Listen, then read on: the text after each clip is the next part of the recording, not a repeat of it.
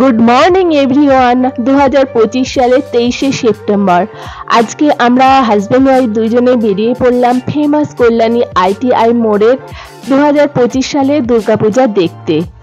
প্রচুর দিন থেকে অনেক নাম শুনেছি সকলের মুখে, কিন্তু কখনো যাওয়া হয়নি, তাই ভাবলাম এই বছর বেরিয়ে পড়ি। তাই সকাল সকাল দুইজনে বেরিয়ে পড়েছি। আর আপনারাও সকলে এই পূজা প্যান্ডেলে কিভাবে আসবেন তার ফুল ডিটেলসটা আমি এই ভিডিওতে শেয়ার করব।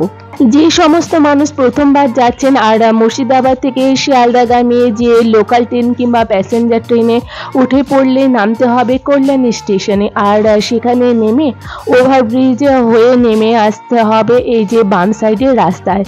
আর এই যে দেখা যাচ্ছে কল্যাণী স্টেশনের ব্যাক সাইড, আর এখান থেকে সামান্য একটু এগিয়ে এসে সামনে গেলেই পাওয়া যাবে টোটো।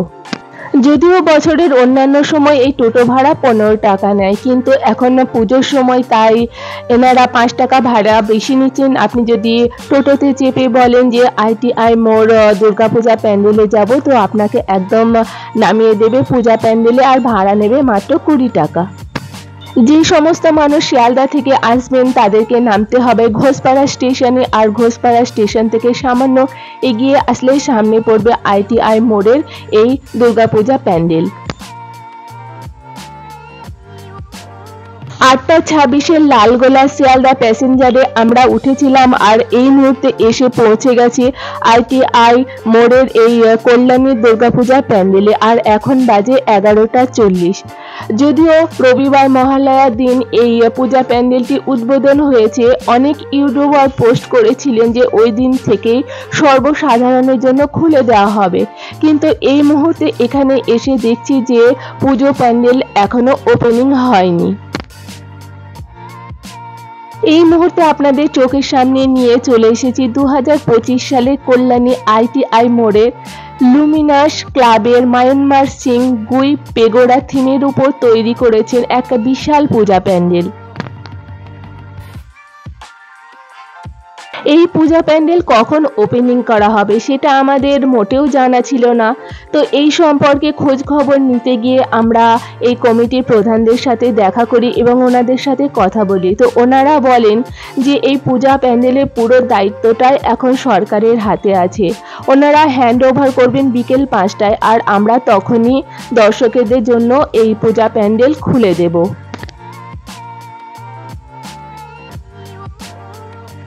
আমাদের মতো হয়তো অনেকেরই অজানা যে পূজা প্যান্ডেলটা এখনো ওপেনিং হয়নি, তাই প্রচুর মানুষের আনাগোনা, প্রচুর মানুষের ভিড়। আর এখানে রোদ মেঘের মধ্যে প্রচুর মানুষ অপেক্ষা করছেন কখন পূজা প্যান্ডেলটা খুলে দেওয়া হবে।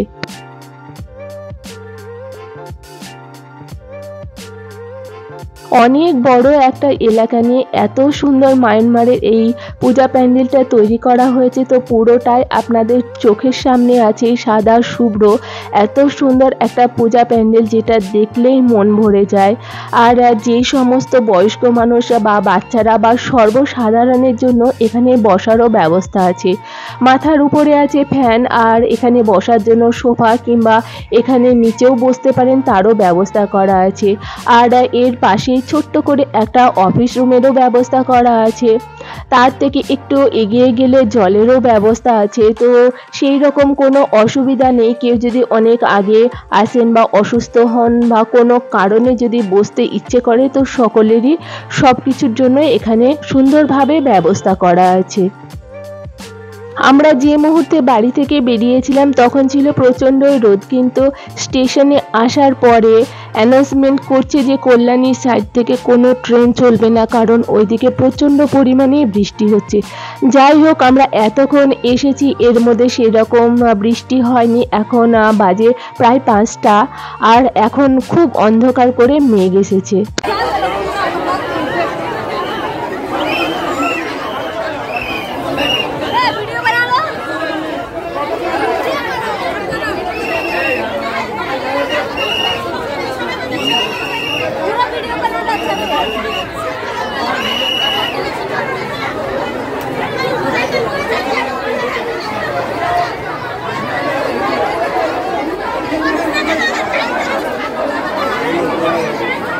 যে মুহূর্তে অ্যানাউন্সমেন্ট করা হয়েছে যে পূজা প্যান্ডেল ওপেনিং করে দেওয়া হবে, সেই মুহূর্তে প্রচণ্ড পরিমাণে বৃষ্টি আসে আর লাইনে থাকা প্রত্যেকটি মানুষ একদম ভিজে যান। তো আমরা এই ভেজা অবস্থাতেই পূজা প্যান্ডেলের মধ্যে প্রবেশ করি আর আমাদের ভেজাটা যেন সার্থক। এই পূজা প্যান্ডেলে ঢোকার পরে সমস্ত কিছুটা দেখে আমাদের চোখ যেন জুড়িয়ে গেল। চারিদিকে এত সুন্দর কারুকার্য,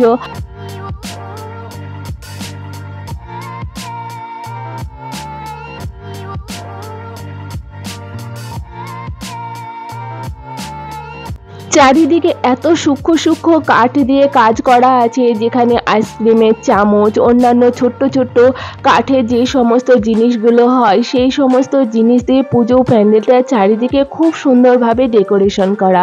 এছাড়া জগৎজননী মা দুর্গা এবং ওনার 4 সন্তানকে পুরো সোনা দিয়ে মোড়া।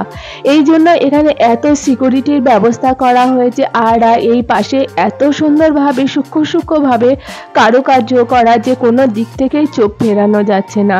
আর মায়ের মুখটা এত সুন্দর লাগছে।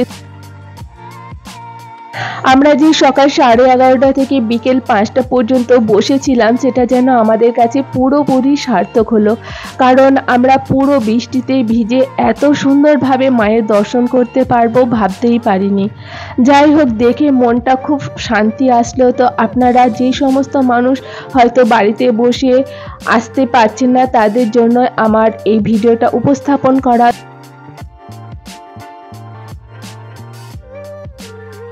যে সমস্ত মানুষ আসতে পারছেন না তাদের জন্য তো আমি একটি ভিডিও শেয়ার করলামই। আর যে সমস্ত মানুষ এখনও ভাবছেন যে এই ITI মোড়ের এই কল্যাণী দুর্গাপূজা প্যান্ডেল দেখতে আসবেন, তারা আর কোনো ধরনের চিন্তা ভাবনা না করে এখনই চলে আসুন।